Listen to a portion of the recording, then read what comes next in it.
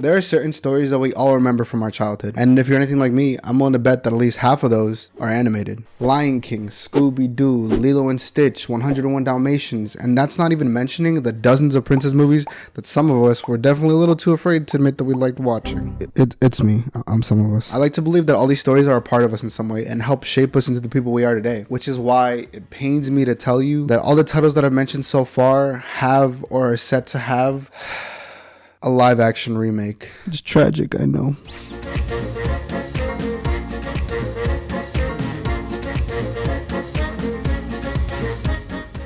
The live action remake is exactly what it sounds like. You take an IP and adapt it into a retelling of the story, but in live action. Duh. But seriously, it's basically just a new film or TV show with real characters, real settings, and real looking effects, I guess. On paper, this probably seems like the best idea ever. We get to experience stories that we all know and love being retold in a new medium, while the money-hung execs get rich off of our nostalgia. I mean, who wouldn't want to watch a realistic adaptation of Avatar: The Last Airbender in theaters? It would have to be groundbreaking, considering the source material was so amazing.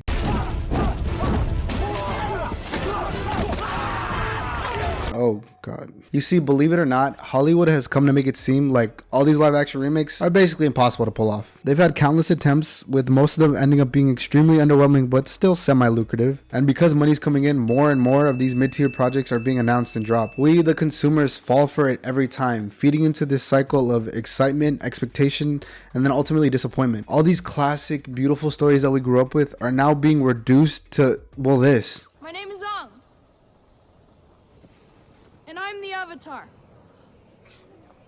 I ran away. Like, this isn't just a problem to me, right? With the remake trend seeming to only be going up and Netflix's Avatar being the new addition to this list of atrocities, I think now is probably as good a time as ever to take a look at the monstrosity of art that we call the live action remake. The good, the bad, and the ugly. And trust me, there's a lot of ugly.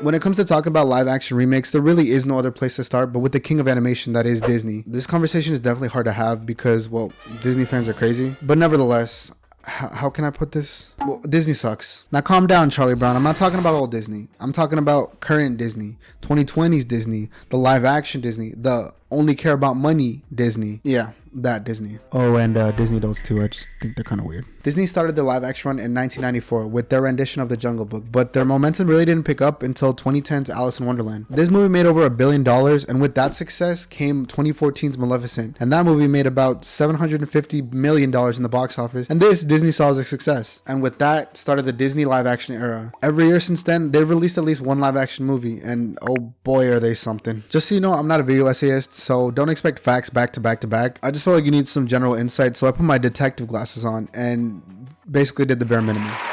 Now that we got that out of the way, let's get a little more opinionated and talk about what specifically they did that kind of ruined these movies for us. Disney has always been known for their animated movies. Mulan, banger. Aladdin, banger. Atlantis, banger. And who could forget everyone's favorite sentient animal-based movie, Chicken Little. The sky is falling!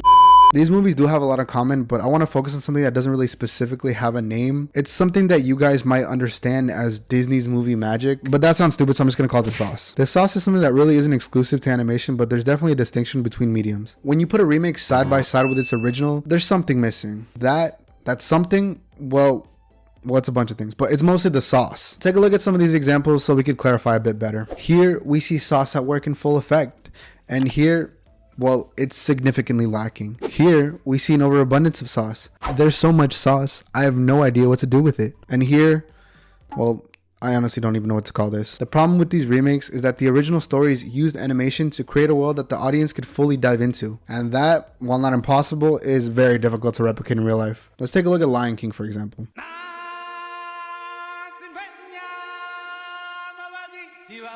Off the bat, the movie introduces the beautiful world that is the African savannah. It uses colors, shadows, reflection, and so much more beautiful animated sauce to conceptualize a beautiful world. With the live action, it just kind of feels like I swapped to the Animal Planet channel or something. Does anyone even watch TV anymore? The point of a live action remake is to make a story seem more realistic and plausible. And because of that, unfortunately, they have to sacrifice some of the elements that make the original so special. The charm the original movies have is nowhere to be seen in these live actions. And that's for the sake of Disney's oh so precious realism. I get what they're going for, but come on, why do you gotta take out what makes the movie so magical?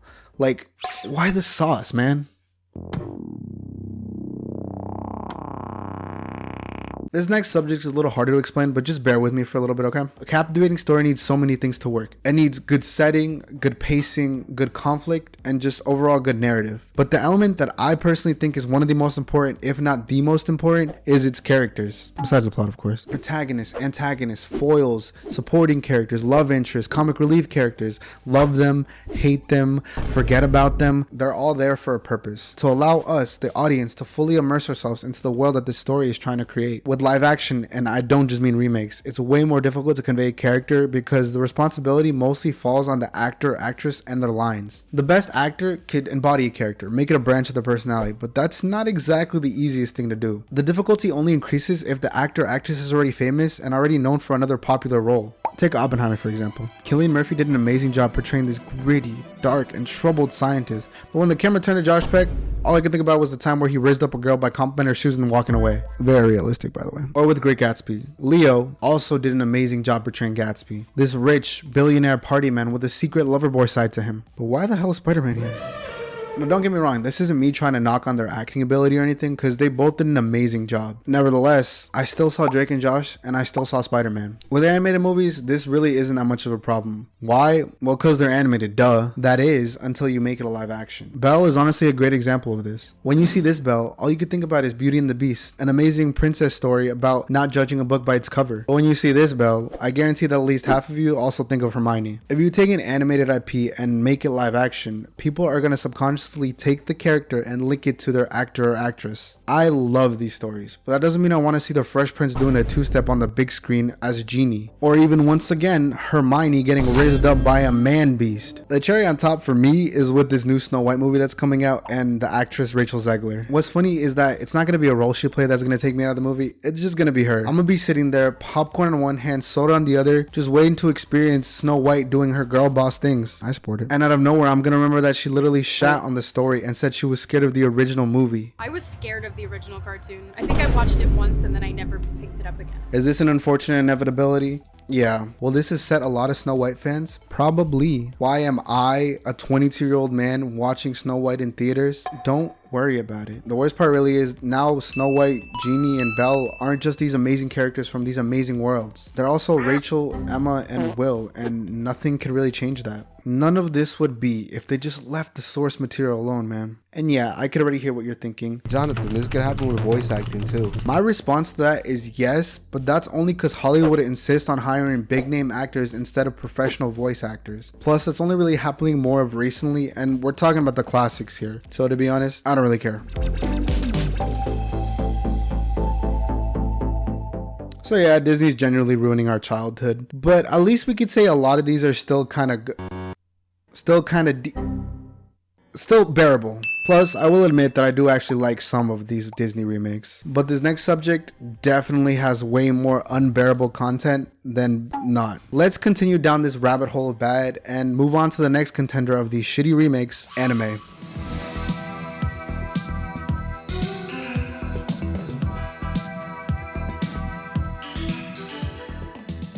Oh boy, is this a subject of conversation. Try saying that 5 times fast. I bet you can't. If you're an anime fan, you're aware that being given a live action strikes the same fear into one's heart as being condemned of a crime that you didn't commit, and the punishment is death. Basically, you're like, what? Unfortunately, anime has probably had the worst treatment when it comes to these live action remakes, with immense failures such as Dragon Ball, Death Note, Cowboy Bebop, Ghost in the Shell, and many, many more. Anime already gets looked down on by people. So these inaccurate retellings of amazing stories are just doing a disservice to the original IP by diminishing all these stories into something worse that is already just seen as just a shitty anime. People who respect animation as an art can at least see the beauty that is anime, but there is a lot of people that just see it as stupid and made for kids. This turns them away from the medium with the false connotation that they're never going to find anything in any of these stories that they're possibly going to care about. In fact, I bet at least few of you have already considered skipping this section of the video entirely. Don't do it. It's good, please. It's gotten so bad that, my friends, is literally the first section of this topic.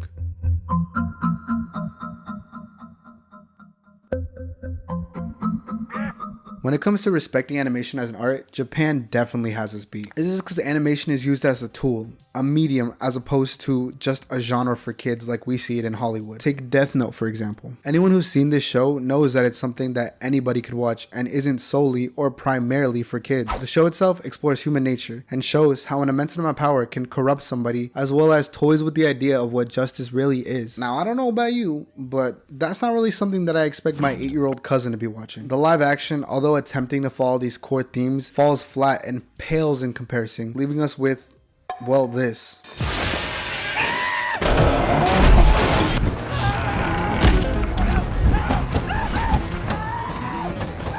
Yeah, it's just the biggest piece of dog shit. The pacing is incredibly rushed, the concept lacks a believable foundation, and the intellectual battle between L and Light is basically non-existent. So much is wrong with this adaptation, and I don't really want to get into it, but my main point is, they just made the show look stupid, man. So many people have already seen this anime, but if they have no idea what this IP is about, watching this as their introduction is an extreme disservice to the story and to themselves. The characters' intellects are that of Kiwis, and the main plot element that is the Death Note and its rules are basically just applied at the plot's convenience. It doesn't stay consistent like what a good story should do and what the original story did do. Like, come on, man. They literally reduced the smartest character to just a man-child throwing a tantrum. It's a shame, really, because anyone who doesn't watch anime and sees this will further be influenced into believing that anime is just made for children. I promise you, it's not. This story is amazing and it's not just made for kids. Watch the show, man. I promise you're gonna love it. This dumbification of IPs can be said about a lot of stories, but I wanted to talk about specifically anime because I really do feel like it's given the worst treatment, considering it does already have a shaky standing with even people who like Western animation. That might just be me though, because growing up I saw everyone shitting on the anime kids, calling them quote unquote weird. I might have also been one of those people, but hey,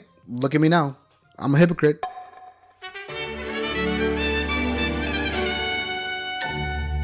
Alright, this next subject is very near and dear to my heart. Why? Well, because I'm a hyper obsessive loser who wasted months of my life binge watching a show to catch up to its current release schedule. But that's honestly okay, because so is everyone else who's a fan of the show. We're talking One Piece, by the way. Woo, One Piece, let's go. Now, I'm gonna try not to get into the story itself, because if I do, we'll probably be here all day. But I do want to talk about the subject that does relate to our topic of discussion, the live action. Duh. When it comes to remakes, One Piece definitely had one of the more better treatments in terms of development and delivery. There's a lot riding on this remake. So many people, including myself, love this movie and didn't want to see it succumb to just another shitty live action remake. I personally felt extremely nervous as the days came closer. Can you blame me though? Like, we just literally talked about why live action suck. I ended up being scared for nothing because it was released and it was a smash hit. The live action saw what it needed to do and it delivered. However, now what I'm about to say isn't me trying to diminish the show in any way, because I do think it was great. Nevertheless, I still think it needs to be said. The live action was a 6.5, 7 at best. Before any One Piece live action lovers show me hate in the comments, please listen to my reasoning first, or don't, I don't really care. It's not that I particularly dislike the show, it's just that I love the story. If that doesn't make any sense, just listen a bit closer to this next part. One Piece itself is a beautiful story with so many artistic elements that Oda, the creator, uses to convey a variety of concepts, emotions, and plot points. We've already discussed how Disney takes out the sauce, but with anime, it's a whole nother level because animation is a key element to making the story work. When I look at One Piece and the live action, it's very clear to see what elements worked and what elements won't. One in particular that kind of really upsets me is the humor. It's really sad to see the original humor from the show not being able to be depicted properly. The over-exaggerated faces, the unrealistic booty movement, the unrealistic body movements, the brilliant use of space and color. All these can't really be used to its fullest extent like it can be used in the manga or anime. And that's pretty sad. It also kind of scares me for future seasons knowing what's to come. Because the deeper and deeper you get into the story, the more and more prominent some of these elements start to become. Again, I did like the live action, but having seen the original and loving it to the almost unhealthy extent that I do, I can't in good conscience love this the same or anywhere even near. I'm sure they're gonna figure out some good substitutions and maybe even make some of the plot elements work, but for me, nothing will ever compare to how special the original is, especially its humor. But hey, a delicious cake without frosting is still a cake. What the fuck does that even mean? Okay, so we've talked about the horrors of the genre that is the live action remake. But what kind of analyst would I be if I didn't talk about the good, even if there is so little to be said? But seriously, there are a few things that could be seen as generally sort of kind of good if you tilt your head and squint your eyes just a little bit. So let's venture down that path, why don't we?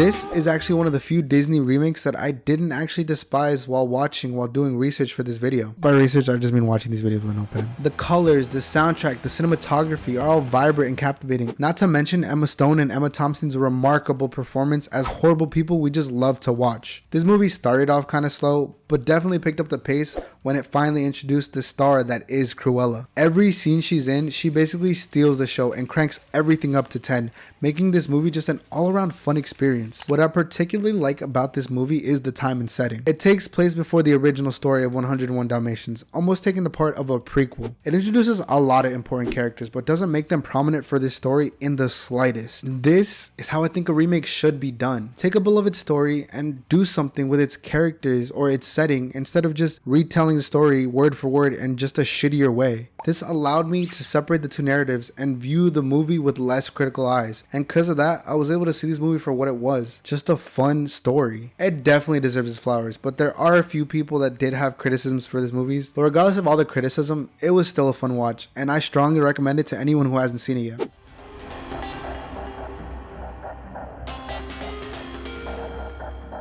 Alice in Borderland was genuinely really good, and before watching it on Netflix, I actually had no idea that it had an anime and manga. I don't know how, it literally looks like an anime. The fact that this live action is the first time that I heard about this IP is really cool to me. I think this is what a live action should be made for, instead of the original money-hungry nostalgia farming reasonings that most companies tend to use. Take hidden gem shows and throw them into a new medium, allowing them to reach a wider audience. It seems so simple, but I feel like so few remakes are made for this reasoning, and it's genuinely mind-boggling. The thing about this remake in particular is that the source material is mainly the manga, because it does have an anime, but it only lasts 3 episodes and just covers the first few chapters. That means that existing fans of the story prior to the show are only able to read it and watch a few episodes. So taking this and adapting it allows these show loving fans to have a new avenue to go down, basically for the lazy people.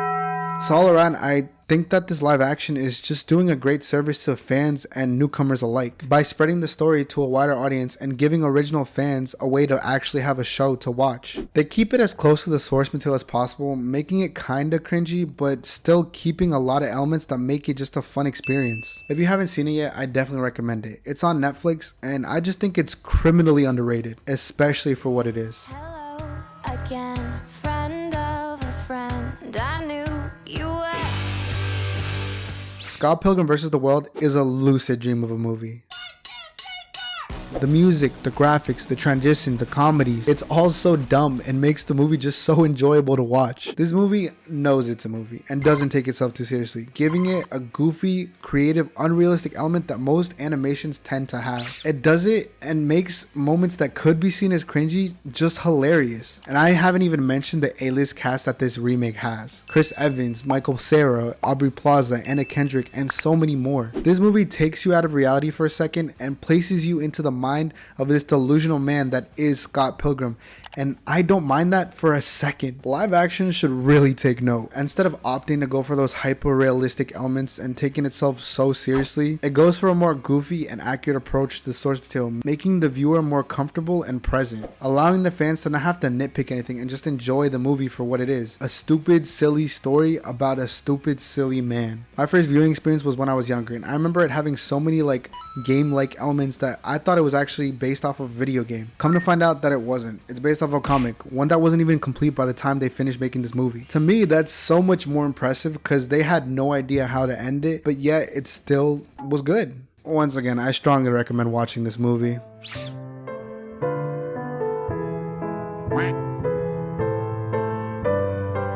So yeah, live actions can do some good, with certain expectations like Cruella, and for better reasoning like Alice in Borderland, and with an all-around better approach like Scott Pilgrim. But I know what some of you might be thinking. These technically aren't live action remakes. And yeah, you're correct, and that's exactly my point. Cruella was more of a prequel, Alice in Borderland barely had an anime, and Scott Pilgrim only had a comic at the time of its release. These movies are an exception to the shitty live action remakes because they're not textbook live action remakes. All these were enjoyable experiences because I wasn't comparing them to anything, allowing me to appreciate these stories for what they actually were. Good stories. All this research, all this time accumulated to this one moment for me to just tell you, just don't touch it, man. The original IPs are classics for a reason. Yeah, maybe you could get away with using some characters, but if a beloved story is already cemented in as a legacy story, just don't touch touch it. This could honestly be a subject of its own discussion, of how a lot of stories are made solely for animation. But no, screw that. This video is long enough and I feel content with what I've said, and I hope you do too. So that being said, let me know in the comments down below if I missed anything. If you like this video, please gently tap that like button with your pinky toe. It definitely helps. And if you want to see more content like this or have anything you want me to cover, subscribe with post notifications on and let me know in the comments down below. Other than that, I'm not Jonathan, and I'll catch you in the next one.